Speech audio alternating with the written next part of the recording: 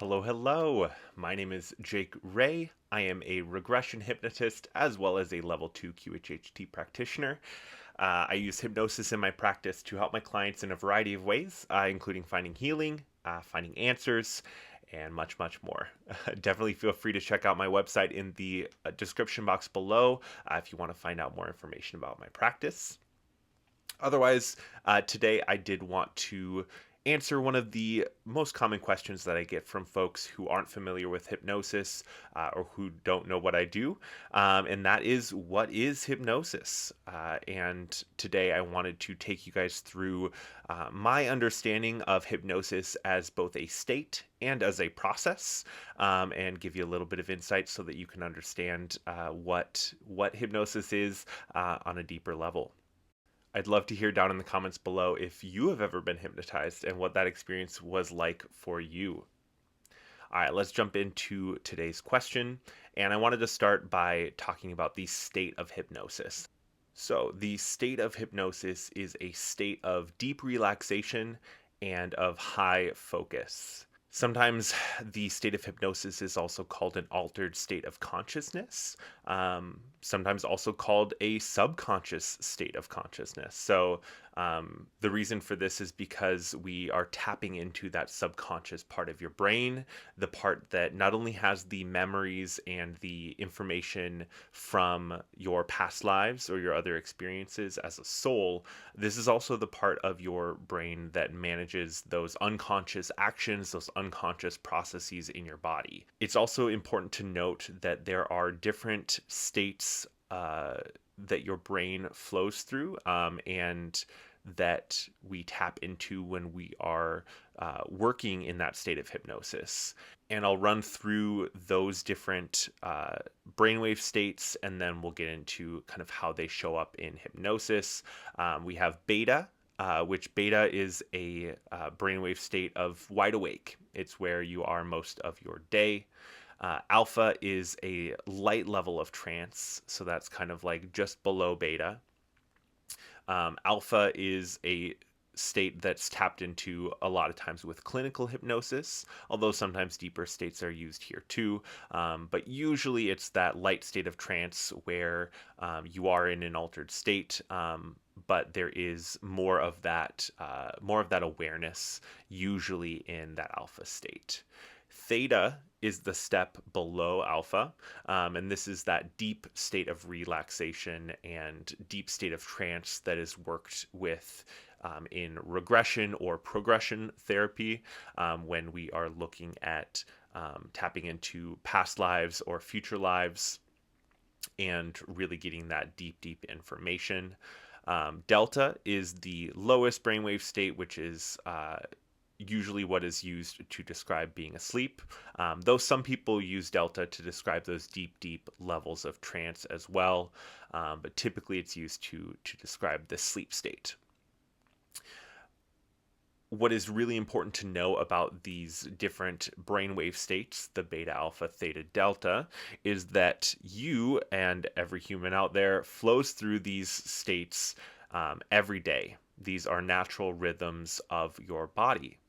And you might say, I'm not in a state of trance every day.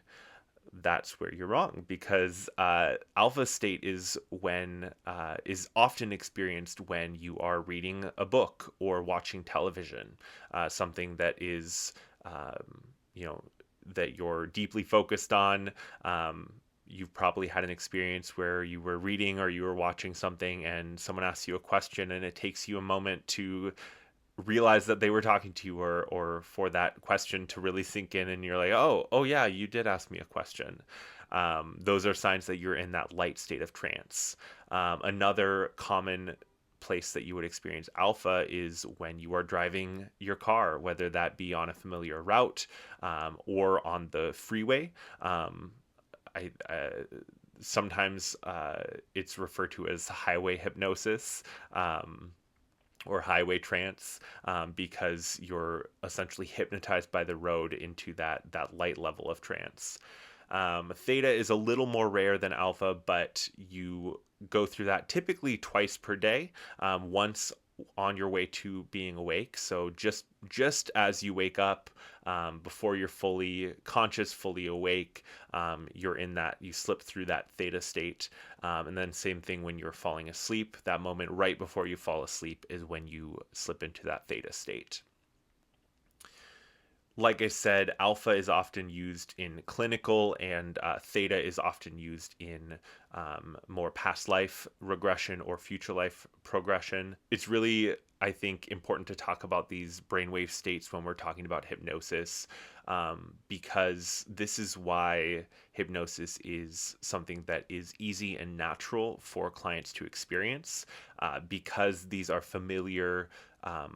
These are familiar states for your brain and for your body to experience every day. I think the last piece to note about the state of hypnosis is that it's really important that you are aware of and doing your best to leave your expectations at the door when you are going into a hypnosis experience. And that is because, again, hypnosis is such an individual experience in a personal experience, and the ways that you are going to feel and perceive that state of hypnosis is going to be different than other people. But again, because we're tapping into normal rhythms of your brain and body, that doesn't mean that this is something difficult or challenging to do for you as the client. It's a matter of expectation, because if you expect it to feel a certain way or be a certain thing, that's oftentimes where we run into problems. All right, let's get into the process now. So the process of hypnosis is guiding someone to this state, typically using the voice. And oftentimes, a hypnotist will use visualization to guide someone to this place. But not always. There are other techniques and other ways. I'm most familiar with and typically use visualization myself in my practice, but especially in the more clinical hypnosis realm, there are other techniques that they utilize. That are different than visualization. I'm going to make a video in the future kind of deep diving into the different processes and the different techniques that are out there. So stay tuned for that. But not going to go too deep into that today. Anyone can be hypnotized. That the idea that some people can't is simply not true. Anyone can be hypnotized because, again, hypnosis is working with those natural brainwave states that that your body is and your mind are very used to. The important thing to note with that, though, is that there is definitely still free will, and consent when it comes to hypnosis is absolutely vital and key.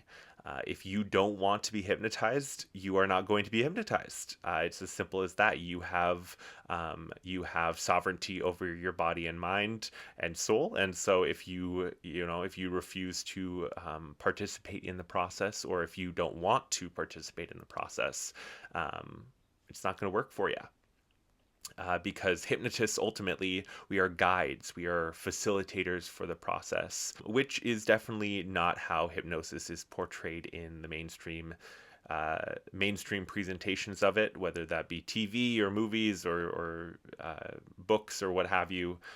It's certainly, as far as I can tell, usually a mind control thing, usually a manipulative thing.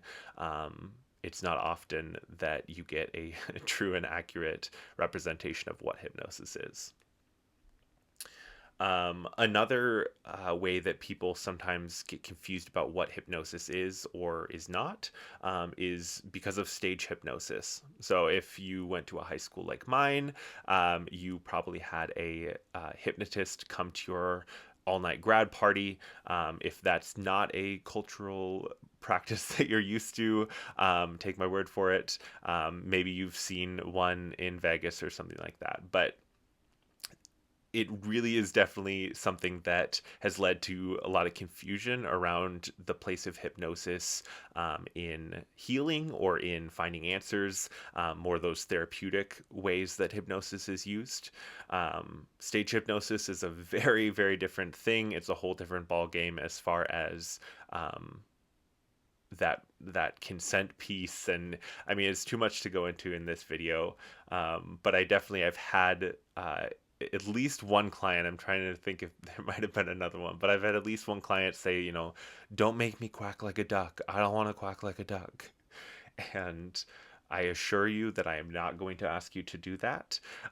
There would be I don't see any healing or answers to be found in quacking like a duck.